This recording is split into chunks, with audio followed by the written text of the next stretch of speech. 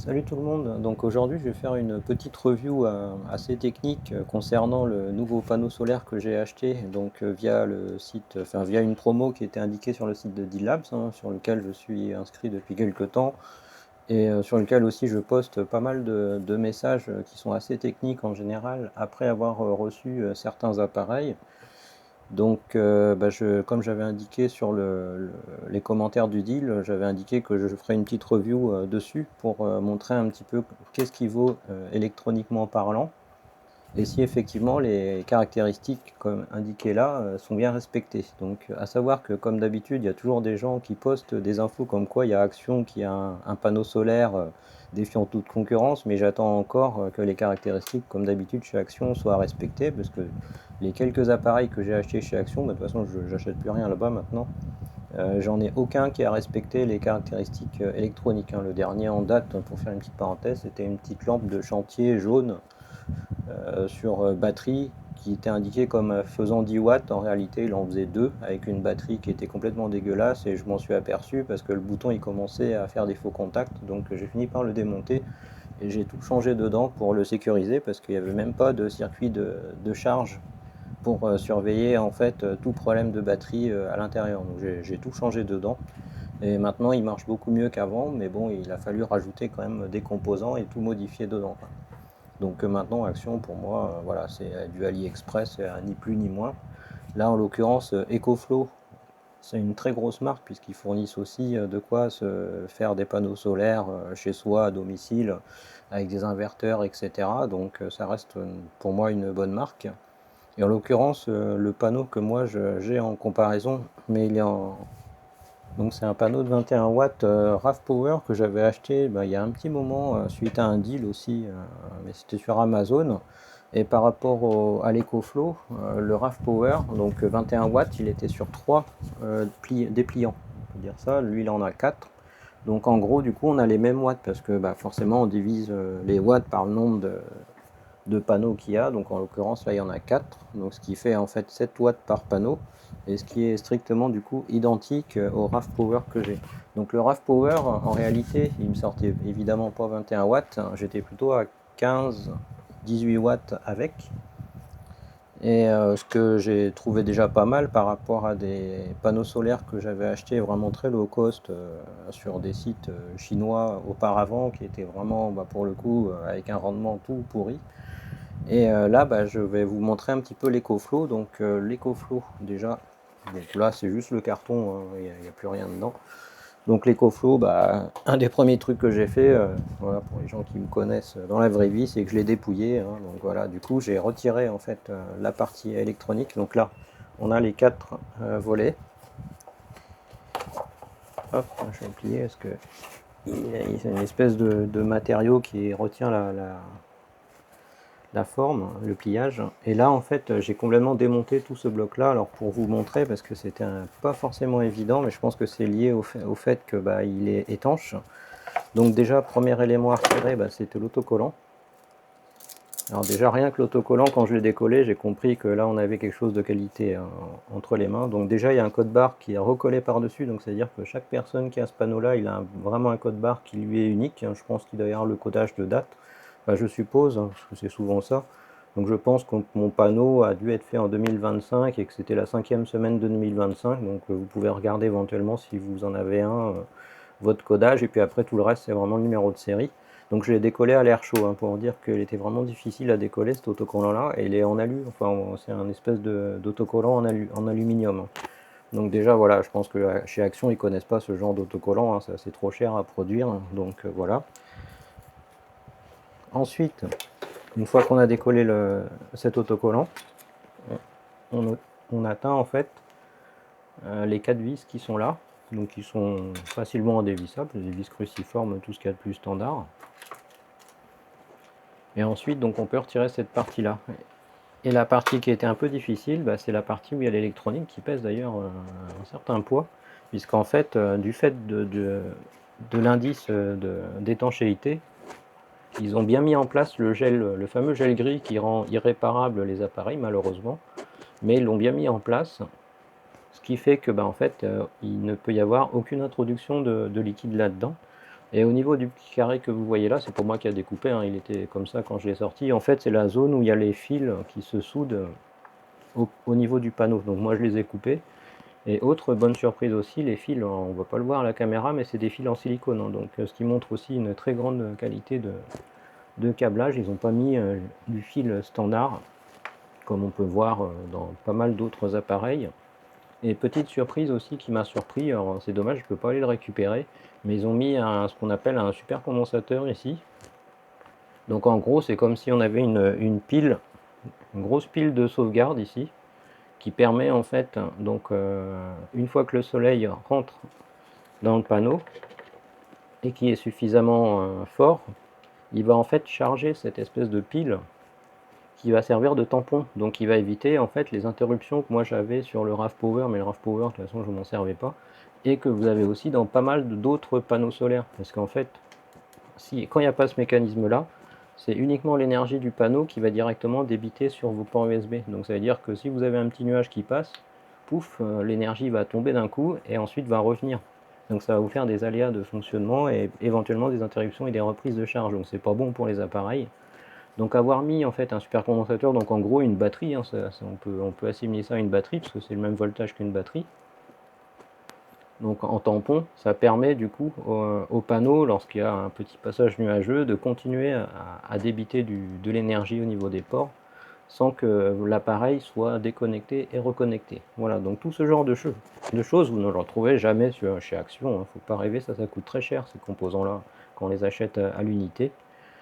Donc voilà, donc au niveau du panneau, je ne vais pas vous refaire les tests, que je les ai fait dehors pour tous les tests, donc je vais vous montrer juste des photos comme ça que j'ai fait. Donc j'ai pas grand chose à dire, c'est vraiment un panneau de très très bonne facture. Alors c'est bien 4 panneaux et quand on passe les doigts en fait sur les côtés, on sent en fait les endroits où les jonctions se font. Bon, faut pas oublier que c'est 4 panneaux qui sont en parallèle, hein. Oh.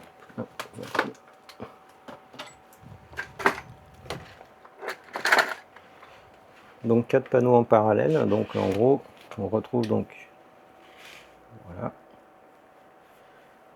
nos 4 petits rectangles, tac tac, voilà, avec la reliaison en fait voilà, et puis là on a les deux petits fils en silicone.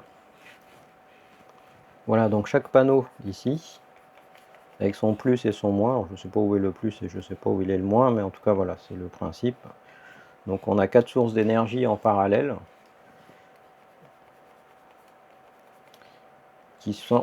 qui ensuite sortent sur le connecteur, enfin les deux fils silicone qui sont ici et ici, le plus moins ici et ici. Voilà, donc je vais vous montrer les mesures que j'ai effectuées. Alors j'ai imprimé parce que comme d'habitude j'ai pas trop d'équipement pour vous montrer. J'ai aussi imprimé la courbe de fonctionnement d'un panneau. Donc là voilà, je me suis mis dehors. Premier test que j'ai fait, c'est le voltage à vide, puisqu'en fait ce qui nous intéresse sur moi, deux données qui sont importantes sur un panneau, c'est le voltage à vide, donc quand il y a plein soleil dessus, et le courant de court-circuit. Sachant que les panneaux, quand on court-circuite un panneau, il n'y a pas de risque, hein, ils ne vont pas fondre ou griller ou autre, hein. Les panneaux ils sont faits aussi pour fonctionner comme ça, donc il n'y a aucun problème. Donc le voltage à vide que j'ai trouvé, donc c'est 8 volts 37. Donc voilà, quand il y a le soleil qui tape vraiment plein dessus. Et le courant de court-circuit, donc le voltage à vide, hein, j'ai mis, comme on peut le voir sur la position ici, le multimètre en mode volt, directement sur le panneau, et le courant de court-circuit, pas très compliqué, je l'ai mis en mode ampère, 10 ampères, donc j'ai mis du coup la banane sur les ampères, et donc j'ai mis en plein soleil toujours, et il m'a quand même sorti donc 3 ampères, on va dire 3,9 pour arrondir, 8,37. Voilà, donc ça fait pas mal d'ampères et en fait on rentre dans les clous, hein. J'ai atteint à peu près 26 watts, hein, en cherchant le point de fonctionnement. Je vais vous expliquer ça à quelques instants. Ensuite, aussi pour vous montrer des choses très importantes, parce qu'il y a des choses peut-être qui ne sont pas forcément connues de tout le monde. Il faut savoir qu'un panneau, là donc c'est bien 4 panneaux indépendants, donc j'en ai masqué 3 avec un bout de carton, et on voit effectivement qu'on récupère que le tiers, exactement le quart plutôt, exactement le quart de l'intensité globale des 4 panneaux, donc ce qui confirme en fait qu'il y a 3 panneaux là qui ne fonctionnent plus, et il n'y en a qu'un seul qui sort du courant et qui sort son plein pot en fait, hein, donc 0,9. Donc si on fait x4, on retombe à peu près à cette valeur. Donc si on arrondit à 1 ampère et 4 ampères, voilà, on est bien à 1 ampère et 4 ampères ici. Ensuite, ce que j'ai fait, c'est que j'ai masqué en fait un tiers du panneau, là, pour montrer aussi des choses, parce qu'il y a des gens qui se rendent peut-être pas compte de ça aussi, mais les panneaux, c'est hyper sensible, hein, c'est vraiment pas de la super technologie au niveau du rendement. Donc là, en cachant un tout petit bout du panneau, donc le 0,9 que j'avais ici, il a complètement dégringolé. Et on est passé à, si on reprend en arrondissant à 1 ici, on est passé à 0,2. Donc on n'a plus qu'un cinquième du rendement en ayant caché un tiers du panneau. Et j'ai fait aussi le test pour vous montrer dans l'autre sens, à savoir que j'ai laissé en fait la moitié du panneau mais dans l'autre sens, dans la longueur. Ah bah là c'est encore pire, là j'ai une, c'est une grosse catastrophe, en gros là le panneau il produit plus rien. Donc pour vous résumer tout ça, il vaut mieux avoir le soleil qui tape parfaitement sur un seul des quatre, plutôt qu'à moitié là, à moitié là, à moitié là. Voilà, c'est le meilleur rendement que vous pouvez avoir, c'est quand vous avez au moins un panneau complet qui est allumé, puisque un panneau complet va au moins vous fournir en gros 1 ampère de sortie. Et donc plus vous avez un panneau complet qui est éclairé, mieux ce sera. Il ne faut pas avoir deux demi-panneaux, ça sera beaucoup moins bon que d'avoir un panneau complet. Voilà, donc au niveau des courbes de fonctionnement, je ne sais pas si s'il y en a qui se sont intéressés au niveau de vous qui me regardez, au niveau du fonctionnement, mais il faut savoir en fait que le court-circuit d'un panneau solaire est quand même très proche du courant de fonctionnement, du coup, parce qu'en fait il y a une très grande résistance interne dans les panneaux solaires, ce qui fait qu'en fait le courant de court-circuit qui est là, c'est quasiment aussi son courant de fonctionnement à pleine charge avec son voltage quasiment nominal. Donc là, pour trouver en fait le point où j'ai atteint les 26 watts avec mes tests, en fait j'ai pris donc une charge électronique que la Lientech, je ne l'ai pas à côté de moi, mais je vais aller vous la montrer. Et en fait je suis passé en mode power dessus et j'ai cherché en fait à partir de quand les watts commençaient à dégringoler. Et donc c'est là que j'ai atteint ce maxi là et après ça dégringole. Voilà, et puis pour vous montrer donc un petit peu les courbes, donc en fait on a ici le courant de court-circuit, donc on voit que le voltage est à 0. Et ensuite ce courant de court-circuit, il est à peu près, ce qui est assez étonnant, hein, mais c'est le fonctionnement des panneaux, vu qu'il y a une grande résistance interne, il est à peu près conservé en fait avec le voltage qui grimpe. Et à un moment donné en fait on arrive au point de chute, c'est-à-dire quand le voltage est trop élevé, le courant il diminue aussi. Voilà. Donc, et on finit par tomber du coup au voltage à vide, hein, que j'ai ici. Voilà, donc en fait ce point là qui est là, c'est la première photo qui est là, donc le 837, et ce point là qui est là, c'est le 38 qui est sur la deuxième photo. Voilà, donc en ayant ces deux points là, on peut déjà à peu près avoir une idée de l'ordre de grandeur en fait des watts du panneau. Voilà pour cette partie là. Donc on va faire quelques petits tests, hein, pour voir un petit peu le comportement du module de charge en lui-même, donc qui contient le régulateur, etc. Donc je vais mettre en ampères le Brightman, donc le plus sur la sortie plus de mon alimentation.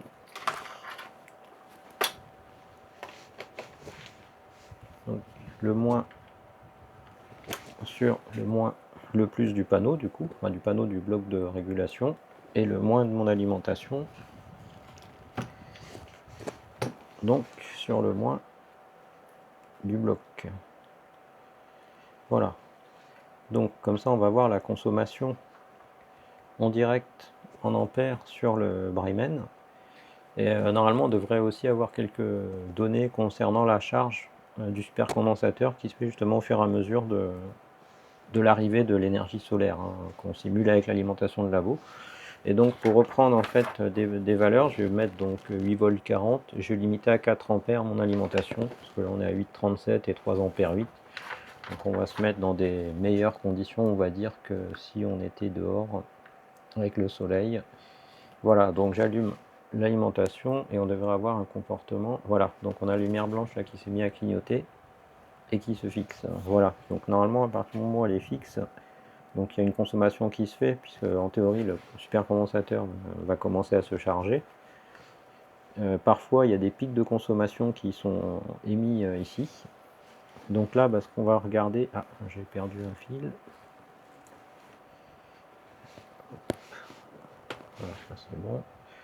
Donc on va essayer de brancher en fait un testeur USB. Alors le problème, c'est que les connecteurs ils sont en profondeur. Et ça c'est vraiment le reproche que je peux faire. Donc je vais essayer avec le port USB-A. Voir si je peux rentrer celui-là suffisamment pour qu'il arrive à mesurer. Ouais, il y arrive. Donc lui il est calibré, hein, donc il n'y a pas de problème. Donc là j'ai bien 5 volts 17 qui sortent, donc ce qui est tout à fait correct. Alors l'USB-C, le problème c'est qu'il va falloir très certainement passer avec un appareil pour négocier la sortie. Donc je sais pas si je vais pouvoir le démarrer comme ça. Donc là il démarre pas, donc je vais du coup dire au testeur de forcer en fait la négociation. Hop, voilà. Voilà, donc en forçant la négociation on a bien le démarrage, puisqu'en fait c'est un port USB-C intelligent. Et donc il attend en fait que l'appareil à l'autre bout lui communique les valeurs de sortie pour que lui il se cale dessus. Alors j'ai pas du tout en tête les valeurs, je sais même pas si elles sont peut-être indiquées sur l'autocollant ou peut-être sur le carton.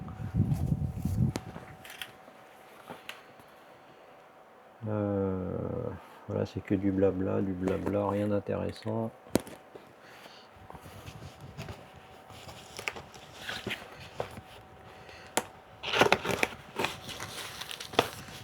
Alors peut-être dans la doc que évidemment j'ai pas déballé. Toujours intéressant de savoir en fait notamment la valeur du power delivery, donc, qui est la norme USB-C actuelle, hein. Donc après avec 28 watts de panneau, on ne va pas non plus aller alimenter un PC portable, hein, c'est pas le but de ce panneau là. Ah, on a les infos, voilà, les seules infos qui sont intéressantes elles sont là. Voilà, donc le C en fait, on peut négocier jusqu'à 12 volts et 1,67 ampères, hein, donc voilà, c'est du 20 watts, 18 watts sur le port USB-A, avec les négociations qui sont indiquées ici. Donc du coup, on est plutôt bien par rapport aux spécifications du panneau.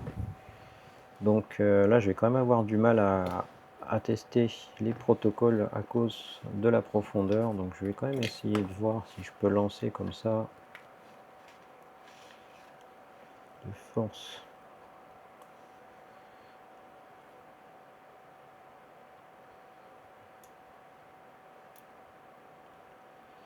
Alors, est-ce que...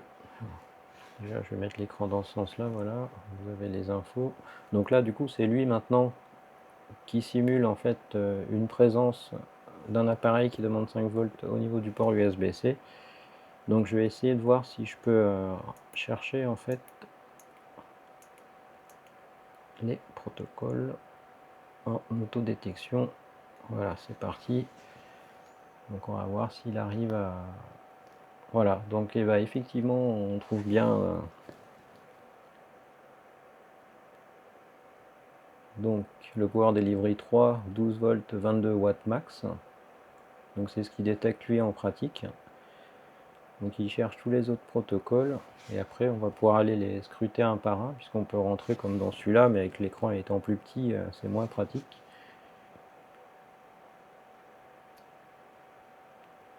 Et il gère pas mal de protocoles, hein, le module.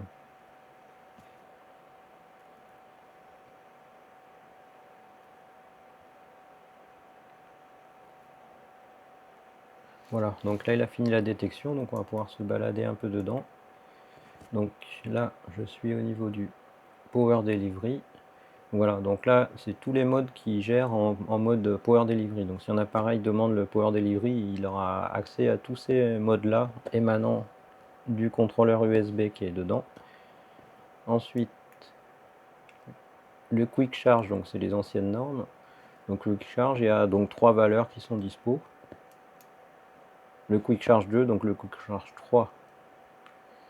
Voilà, donc le Quick Charge 3 par rapport au 2, en fait, c'est l'appareil de l'autre côté qui définit une tension entre 3,6 V et 12 volts, n'importe quoi, ça peut être 7 volts 2, si l'appareil veut 7 volts 2, lui il va pouvoir sortir 7 volts 2. Les Quick Charge 4, pas d'infos supplémentaires, bon Apple il n'y a jamais rien, donc voilà, ça c'est normal. Et ça c'est des protocoles que je connais pas, qui sont pas courants. Voilà, donc là effectivement on se retrouve à avoir à peu près tous les protocoles présents. Après ce petit testeur là il a aussi le ripple, donc c'est-à-dire l'ondulation. On va regarder si on a des... Voilà, donc je vais essayer de changer un peu l'échelle. Donc en fait il intègre un mini oscilloscope, ce qui permet de voir en fait un petit peu le signal sans en avoir un sous la main. Et on voit que l'ondulation résiduelle tourne, bon, on va moyenner, on va dire qu'on est à 30 millivolts, ce qui est vraiment pas très très élevé sur ce module là. Voilà, donc ce qu'on peut dire sur le port USB-C, alors le port USB-A, le problème, donc, il est forcément à peu près identique à celui-là, mais le problème, ouais, encore une fois, c'est que mes testeurs là, ils coulent pas du tout dedans. Mais voilà, vu le comportement du port USB-C, on voit tout à fait ce qu'il en est aussi du port USB-A, donc là-dessus il n'y a pas de souci. Donc on peut dire effectivement que c'est un très bon circuit de charge qu'ils ont mis dedans, en plus d'avoir mis un très bon panneau solaire physique. Donc au final c'est un très bon produit de mon point de vue. Bon, c'est un officiel EcoFlow, donc il n'y avait pas trop de mystère, mais moi j'aime bien toujours vérifier en pratique les infos. Donc voilà, j'ai vu aussi sur du Labs un commentaire qui disait, alors ça je vais peut-être le tester sur de l'herbe pour voir. Et apparemment le revêtement, enfin moi j'ai pas eu de problème quand j'ai fait les tests, parce que je l'ai laissé quand même dehors très longtemps pendant ces tests-là, pour être sûr des valeurs que j'avais. Et j'ai pas eu de traces noires sur le sol, mais peut-être que je vais quand même vérifier en remettant un peu plus longtemps sur un autre vêtement, peut-être pour être sûr. Mais le tissu qui est là me paraît, de bonne qualité. Je peux essayer de mettre de l'alcool dessus pour voir si on a une dégradation quelconque. Donc l'alcool l'IPA. Je vais balancer directement dessus là. Voilà. Je sais pas trop ce que... Alors vu la chaleur qu'il fait, parce que là je fais la vidéo, je vois si vous avez vu le thermomètre de mon multimètre là, mais il fait vraiment très très chaud. La caméra, je lui ai mis un ventilateur, maintenant j'ai trouvé un moyen de lui mettre un ventilateur à côté, donc j'ai plus de problème de surchauffe depuis. Et aussi j'en profite pendant que ça s'évapore, parce qu'on voit que ça s'évapore à toute vitesse avec la chaleur qu'il fait. J'ai augmenté un peu le volume, le gain du micro, donc j'espère que les personnes qui m'indiquaient que le volume était faible, ça ira mieux, parce que je suis quelqu'un de, comme je disais, de discret, donc je parle pas très fort, déjà dans la vie courante, mais encore moins tout seul contre un mur sur mon bureau. Donc voilà, j'espère que ça sera mieux. Donc voilà, vous me direz, pour ceux qui regardent et qui mettent un petit commentaire, n'hésitez pas à le faire. Donc pour l'instant, l'IPA il s'est bien quasiment complètement évaporé et j'ai pas de changement de couleur de l'essuie-tout là que je suis en train de passer. Donc je sais pas, est-ce que c'est la chaleur qui fait ça? Je vais quand même faire des tests, mais bon voilà, c'est bizarre, ou alors c'est un défaut sur un revêtement particulier, je sais pas trop. En tout cas ouais, c'est c'était très qualitatif dans mes tests, donc j'ai vraiment rien à dire sur ce panneau. Donc voilà pour le démontage intégral de ce panneau. Et pour ceux qui voudraient le faire, j'ai oublié de préciser, faites très très attention quand vous êtes arrivé à cette zone là, puisqu'en fait avec je vais éteindre tout ça, avec le revêtement étanche là, en fait c'est un peu collé ici, donc il faut soulever tout doucement pour pouvoir couper le fil, sinon on arrache en fait les connectiques ici, qui sont en fait les connectiques soudés justement aux sorties du dernier panneau, qui sont ensuite reliés aux autres. Voilà. Et puis je pense aussi, mais j'ai pas forcément l'utilité, mais peut-être on peut couper du coup les panneaux hein, sur les tranches comme ça et récupérer les liaisons entre chaque. Et on peut par exemple diviser en deux, donc avoir 2 fois 14 watts pour faire d'autres projets éventuellement, si on trouve que là le panneau est trop gros, parce que c'est vrai qu'il pèse son poids quand même. Voilà, voilà. Et ben, je vous remercie d'avoir suivi cette vidéo. Donc encore une fois, qui risque d'être assez longue. Malgré le thème qui n'est pas forcément un thème très voilà, c'est pas de la réparation, c'est pas de la fabrication, c'était plutôt une analyse détaillée de l'appareil et j'espère que ça vous aura plu. Voilà, allez, bah, bonne soirée, salut.